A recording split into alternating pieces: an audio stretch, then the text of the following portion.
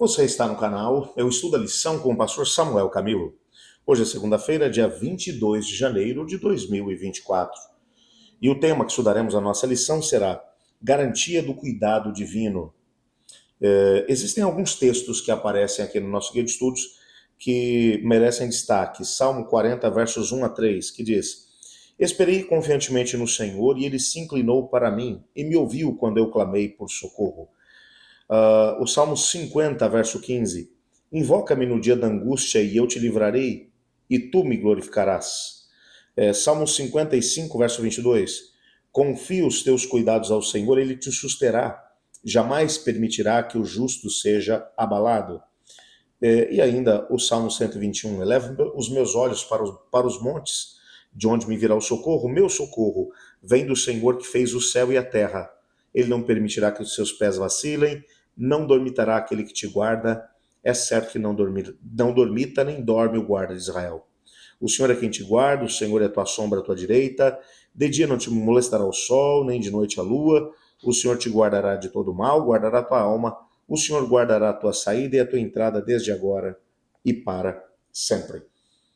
Esses textos que acabamos de ler, entre outros, são textos que mostram que o Senhor Deus ele revelou nas Escrituras Sagradas que ele é o Deus vivo e, ao mesmo tempo, um Deus que age em favor daqueles que o buscam. Ele nos incentiva a fazermos uma busca com sinceridade dele mesmo, da sua presença, de andarmos junto com ele, mas ele também promete que o Senhor ele vai ouvir e vai intervir para socorrer os seus filhos quando eles precisarem. Para o salmista, o Senhor ele está sempre diante dele. Veja o Salmo 16, verso 8. Ó Senhor, tenho sempre a minha presença. Estando o Senhor à minha direita, não serei abalado. E o salmista entendeu perfeitamente. Nós estamos constantemente na presença do Senhor. Nós vimos na lição de ontem que o Senhor Deus está sempre junto conosco. Portanto, o salmista ele confia em Deus e ao mesmo tempo o invoca. Por isso lá no Salmo 7, verso 1, por exemplo, ele vai dizer: Senhor, Deus meu, em ti me refugio, salva-me de todos os que me perseguem e livra-me. Ele, portanto, invoca a Deus porque ele sabe, Deus não está longe, Deus está perto. Deus não está tão ocupado com outras coisas que não saiba do que diz respeito à nossa história. Portanto, ele não precisa se preocupar. O Senhor, ele vai ouvir mesmo quando ele chega a clamar das profundezas. O Salmo 130, versos 1 e 2 é muito interessante. O texto diz: das profundezas clamo a ti, Senhor. Escuta, Senhor, a minha voz. Estejam alertas os teus ouvidos às minhas súplicas. Você percebe que em todas as ocasiões nas quais o salmista ele vai mencionar que Deus escuta, que Deus responde, ele não o faz com uma interrogação tipo, será que Deus vai ouvir? Será que Deus vai responder? Na verdade, ele acaba até se irritando quando ele clama e a resposta de Deus parece demorada. Porque ele tem a plena certeza de que Deus ouviu. Porque ele tem a plena certeza de que Deus está lá. Por isso ele vai dizer: Senhor, até quando te esquecerás de mim? Que ouvir, eu sei que o Senhor ouviu. Por que o Senhor não quer responder? O que está acontecendo? Ele pede, em alguns casos, uma explicação da parte de Deus, porque ele sabe que o Senhor Deus está próximo. O Salmo 121, por sua vez, que foi o salmo que lemos ainda há pouco, ele vai celebrar o poder do Criador na vida do indivíduo fiel. E no Salmo, ele vai mencionar algumas coisas que são descritas aqui no nosso guia de estudos. A primeira coisa que o salmista vai mencionar é a certeza de que ele não permitirá que os seus pés vacilem. A imagem de pé muitas vezes descreve a jornada da vida de alguém. O uso da palavra hebraica para vacilar descreve a segurança que Deus dá ao mundo e a Sião. Ou seja, o que o salmista está mencionando é que todos nós temos jornadas na nossa vida, temos uma jornada a fazer. E nessa jornada, nessa viagem que fazemos, enquanto enfrentamos os desafios da vida, enquanto nos colocamos em situações complicadas por decisões equivocadas que tomamos, ou quando nos encontramos em situações difíceis por causa da maldade das pessoas que nos rodeiam. O Senhor Deus, Ele não permitirá que o nosso pé vacile. Ele vai estar ao nosso lado. A promessa não é de que nós não vamos ter dificuldades e problemas. Não, a promessa é de que Ele vai nos dar a força necessária para enfrentarmos seja o que for. Compreende isso?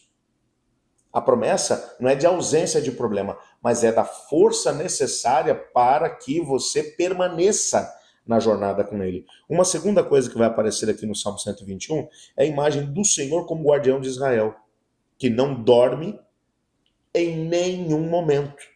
Isso destaca o constante estado de alerta e a prontidão do Senhor em agir em favor dos seus filhos. Ou seja, não existe um milésimo de segundo.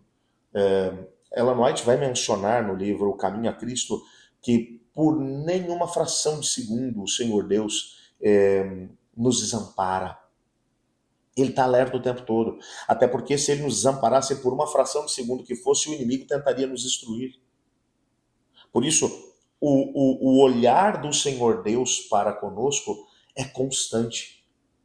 Não existe um milésimo de segundo da nossa vida que Deus não esteja atento a cada um de nós. Ele é o nosso guardião. Por isso, Ele coloca os seus anjos à nossa disposição, Ele coloca os recursos do céu à nossa disposição. Tudo é dele, inclusive nós mesmos. Por isso é importante nos lembrarmos que Ele, como guardião, está ao nosso lado. Uma terceira verdade que é destacada aqui no Salmo, a figura do Senhor como a sombra à sua direita, lá no Salmo 121, versos 5 e 6, que traz à mente a coluna de nuvem na época do Êxodo. Isso aqui é interessante demais da conta, lembra disso, como é que foi? Os israelitas estavam saindo do Egito depois de passarem pelo menos 230 anos como escravos. Cerca de 400 anos, desde o momento que Deus havia feito a promessa a Abraão de que a sua descendência seria peregrina, seria escravizada no Egito, mas sairiam de lá. E que o Senhor Deus os protegeria. Exatamente antes da saída, eles viram uma grande nuvem se formando em cima deles, porque afinal de contas agora eles teriam que fazer uma travessia do deserto. Estamos falando de cerca de 600 mil homens, sem contar mulheres e crianças. Alguns chegam a mencionar algo em torno de 2 milhões de peregrinos. Era muita gente saindo do Egito. Durante o dia, a nuvem ela permanecia em cima deles fazendo sombra. À noite, ela se tornava numa coluna de fogo que iluminava o acampamento e, ao mesmo tempo, fazia com que os animais peçonhentos ficassem longe dali do acampamento. Era a presença constante de Deus. A ideia de Deus como uma coluna à direita é a ideia da coluna de fogo e, ao mesmo tempo, da coluna de nuvem que estava sobre Israel, para dar a eles a proteção. Só para poder lembrar que houve momentos em que eles tentaram afastar o Senhor da presença deles e o que acabaram descobrindo foi a tragédia que isso representou para eles mesmos. Quando você pensa simplesmente que as cobras venenosas se aproximaram do acampamento e foram milhares de pessoas que acabaram morrendo por causa das picadas das víboras no meio do deserto. E o Senhor Deus os incentivou a arrependerem-se dos seus pecados para que a proteção de Deus viesse sobre eles de novo. A ideia do Salmo é de que o Senhor está ao nosso lado como a coluna de nuvem e a coluna de fogo estava ao lado de Israel durante a peregrinação. Uma quinta verdade que aparece aqui é que a proteção de Deus ao seu povo claramente é confirmada no Salmo 121, versos 6 a 8, mostrando que Deus preservará seus filhos de todo mal. Nem o sol, nem a lua lhes farão mal. Deus preservará a sua saída e a sua entrada. Essas figuras poéticas enfatizam o cuidado abrangente e incessante de Deus. Ou seja, Deus ele não começa um processo conosco e nos abandona no meio do caminho. O ser humano faz isso. Quantas pessoas começam uma caminhada com Deus e depois acabam se afastando dele? Deus não faz isso. Deus começa e ele termina. A entrada e a saída, o começo e o fim. Deus está conosco. A ideia principal é de que Deus está conosco o tempo todo. E qual é o ponto crucial no meio disso tudo? O salmista confiava no cuidado amoroso de Deus. E nós, é claro, devemos fazer o mesmo. Não permita que o medo tome conta da tua vida se você está enfrentando algum tipo de dificuldade. Até porque a Bíblia vai mostrar pra gente que o medo é a fé ao contrário. O medo é, na verdade, a certeza de que alguma coisa ruim vai acontecer. Por isso, a fé é a certeza de que nada do que acontecer conosco vai ser para o nosso mal. Até porque a Bíblia vai mencionar que todas as coisas cooperam para o bem daqueles que amam a Deus, daqueles que são chamados segundo o seu propósito. Por isso, Paulo chega até mesmo a dizer: se vivemos para o Senhor, vivemos, mas se morremos para o Senhor, morremos. De sorte que, quer vivamos ou morramos, nós somos do Senhor. Por quê? Porque todas as circunstâncias, até aquilo que parece mal, é transformado em bênção na vida daquele que está andando com Deus. Isso deve tocar o teu coração no decorrer desse dia. Olhe comigo. Obrigado, Senhor Deus, por tua palavra e pela certeza que temos de que o Senhor está conosco o tempo todo, em toda e qualquer situação. Nos colocamos em tuas mãos pedindo que a tua bênção nos acompanhe. Pedindo ainda que tu te coloques ao nosso lado em todos os momentos da nossa vida e nos ajude a permanecermos contigo. Colocamos cada pedido que foi enviado para a nossa comunidade de oração nas suas mãos.